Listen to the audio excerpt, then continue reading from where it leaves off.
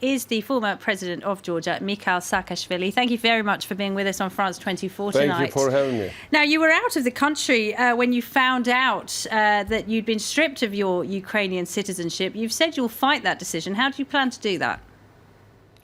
Well, first of all, I'm not just like private person. I'm a leader of a registered political party in Ukraine that has members of parliament, numerous members of regional councils, number of mayors of the towns, and this is a big party with representation in 26 regions of Ukraine. So obviously I'm all the time in contact with my party, and they will fight and they will mobilize the people together with other opposition forces. I've been very impressed by united reaction of denouncing the decision, not only by almost the entire opposition spectrum, but the civil society, but also some parts of the government. Mayor Klitschko of Kiev, one of the leaders of Poroshenko's own party, just denounced the decision in his tweet. So actually, this is not, there is no unanimity inside the ruling party as well, because everybody understands that the whole thing stinks.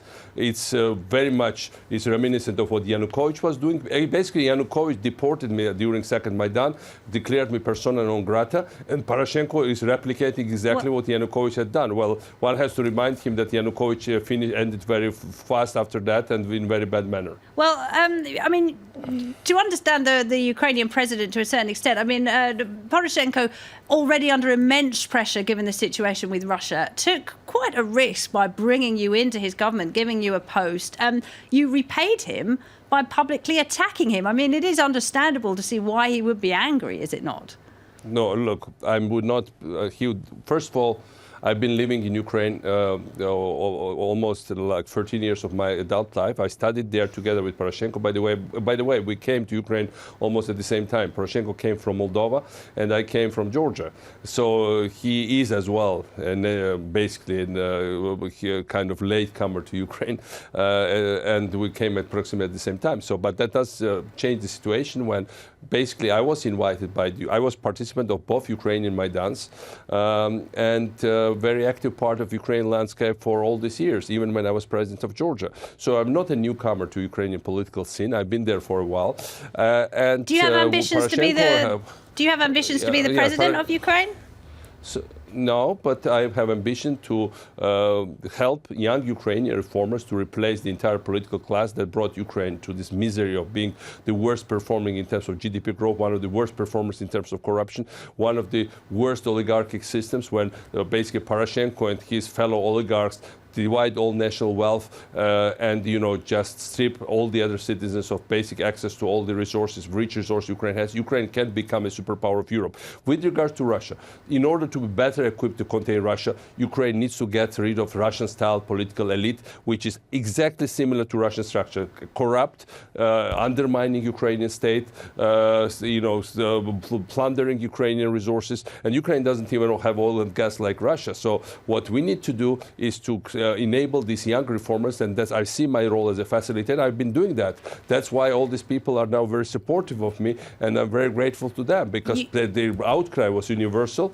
And you said Poroshenko was not doing enough to combat corruption. That's not my main criticism. I think he has been doing more than enough to head corruption together with his fellow oligarchs. That's the main claim we have against Poroshenko. Unfortunately, I was disappointed, because when I started reforms with him, I thought he meant it. Well, I was wrong. But I wouldn't repeat this mistake again. You talk a lot about confrontation with Russia. In the past, though, that hasn't gone so well for you. I'm talking, of course, when you were the president of Georgia and you ended up in a pretty disastrous war with Russia over the region of South Ossetia. Are you the right man to stand up to Vladimir Putin? Look, Vladimir Putin attacked us not because of one region of Georgia. He was very unhappy with Georgia's successful reform experience. We really did the most spectacular reforms in post-Soviet space. That's the main reason of my popularity in Ukraine, and I'm one of the most popular politicians in Ukraine according to all the polls. So the reason why I'm popular there is not because Poroshenko appointed me. Poroshenko appointed me because I was popular, because I did all these efficient reforms, which made Putin very nervous. Now, when I finished my both presidential terms, Georgia was taken over by a Russian oligarch, the biggest private shareholder of Gazprom, Ivanishvili. So Poroshenko this time met Ivanishvili in Georgia.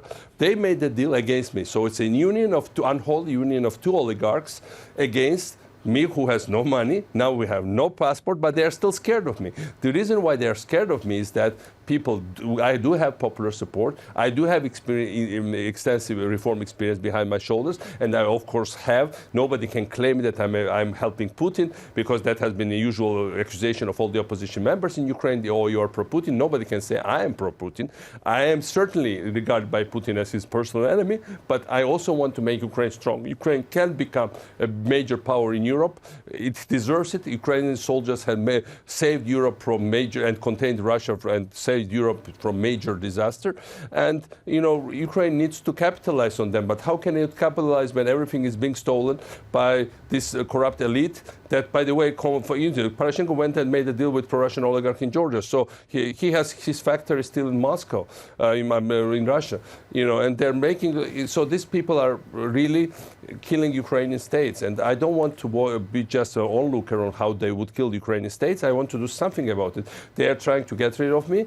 Well, I have to disappoint them. In the modern world, we have lots of examples when wannabe dictators or authoritarian regimes try to get rid of their main opponents, and they always failed. Of course they will fail. You're in the United States right now. Will you seek asylum in the United States? And what do you make of President Donald Trump's, some would say, cozy relationship, chummy relationship with Vladimir Putin? Well, look, certainly I'm not seeking any asylum anywhere else. I believe that decision to strip me of nationality is strictly legal. And of course, I'll have enough people in Ukraine to support my comeback there, and I will certainly go back to Ukraine. With regards to President Trump, I've known him before he was president for many years. I had quite extensive, contacts and relationship with him. I think ultimately, I don't know what you call the chubby relationship. What I see that Russians are increasingly unhappy with Trump because they've not, he didn't turn out to be the man they expected him to be. And I always thought it was a false expectation, because ultimately there is no way any self-respecting U.S. president, and least of all Trump, because basically Trump also has very strong character and dominant character, would like to play into hands of Putin. Putin wants to destroy the U.S. altogether. The only good presidents for Putin in the U.S. are weak presidents. So I think any president that aspires to be strong, and Trump obviously would like to be a strong president, would be of major, discomfort for Putin. And that's, I was saying this all the way along, and I think gradually the time had proven me all right. Very, very briefly, sir, because we are running out of time. And just to clarify, you will go back to Ukraine, but you don't want to be the president? Look, I will, together with lots of new Ukrainian politicians, will bring new political class to power in Ukraine. And I want to be part of this new founding fathers of Ukrainian new political class. I'll be there, we'll be victorious, we'll get rid of old corrupt crap, we'll unroot oligarchs, and we'll make Ukraine new tiger of Europe. I'm very upbeat about the future of Ukraine, and we have a very clear program, and I know how to do it. All right, Mikheil Saakashvili, thank you very much indeed. Thank you.